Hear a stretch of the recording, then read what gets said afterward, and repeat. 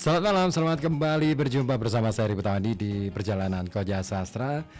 Untuk edisi kali ini ya, di malam Jumat tanggal 26 Maret 2026. Dan malam hari ini saya spesial menghadirkan ke ruang dengar Anda satu topik yang lagi menarik-menariknya, karena kita akan bicara tentang sebuah bangsa yang hari ini ya belakangan lagi rame menjadi pembicaraan di dunia, terutama karena ada konflik dengan dua negara adik kuasa. Siapa lagi kalau bukan Iran. Nah, Iran ini kan dulu sebenarnya kan bangsa Persia ya, dan mereka punya rentang sejarah yang panjang.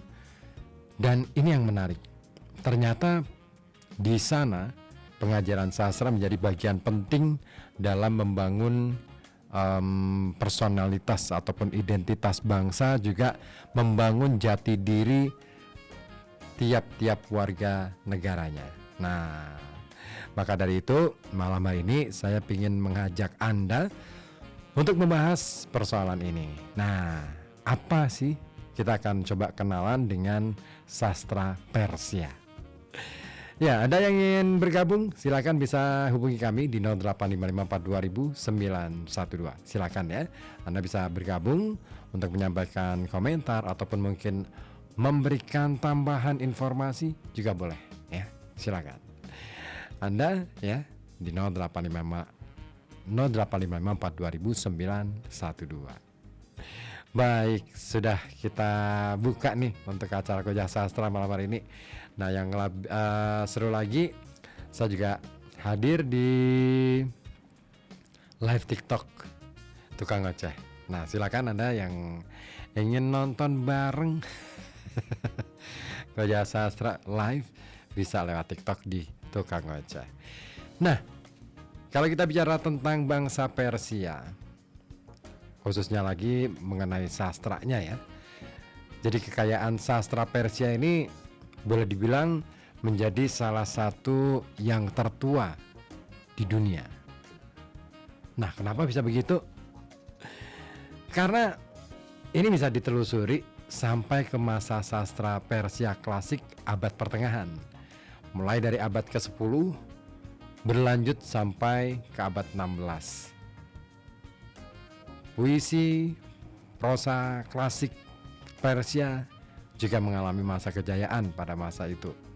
Nah, selama periode klasik ini, puisi rupa-rupanya menjadi bentuk ekspresi sastra yang paling dominan di sastra Persia. Nah, puisi ketika itu menjadi wadah bagi hampir semua kegiatan intelektual yang diekspresikan. Dan muncul juga tradisi yang seringkali didukung oleh para penguasa.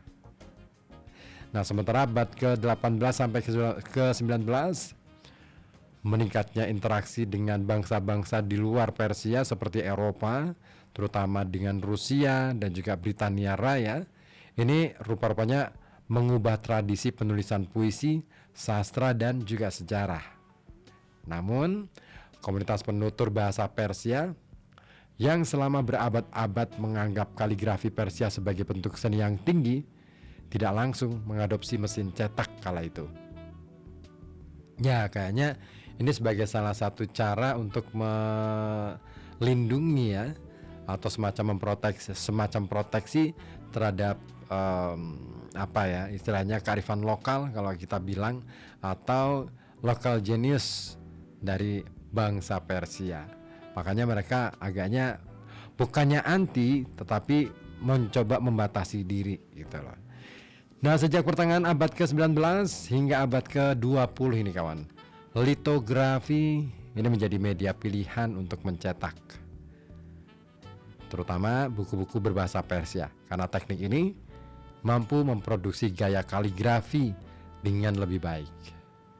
Nah, pada masa awal era modern, sastra Persia ini berkembang sampai mencakup pula genre-genre prosa seperti cerpen, novel, satire, dan juga humor. Nah, para penulis Persia ini juga memperkenalkan tema-tema baru yang berkaitan dengan nasionalisme dan identitas nasional kala itu. Nah, puisi bebas juga mendapat sambutan di kalangan elit sastra baru. Prosa juga menjadi bentuk sastra yang penting dan berkembang pesat pada abad itu, terutama abad ke-20 sampai 21. Dan jumlah penulis di sana itu meningkat pesat. Penulis perempuan bahkan memperoleh visibilitas yang jauh lebih tinggi. Nah, sampai saat ini kawan, para penulis Persia, beberapa di antaranya menggunakan variasi regional dan nasional dalam bahasa Persia, dan mereka terus menciptakan puisi, prosa, novel, cerpen, esai, dan cerita anak-anak. Nah, dan kalau kita bicara tentang sastra Persia, tentu ada periodisasi sama dengan sastra Indonesia, juga menggunakan periodisasi. Nah, dimulai dari periode klasik. Nah, ini menarik banget. Tapi semenarik apa sastra Persia? Saya akan berbagi dengan Anda, tapi mari kita simak terlebih dahulu satu musikalisasi puisi yang dibawakan oleh Joshua kawan kita ya, Joshua Igo. Hutan Kelabu, karyanya Sapardi Djoko Damono. Tetap stay tune di sini di FM 91,2 Radio Kota Batik, News Interaktif Solutif di Koja Sastra.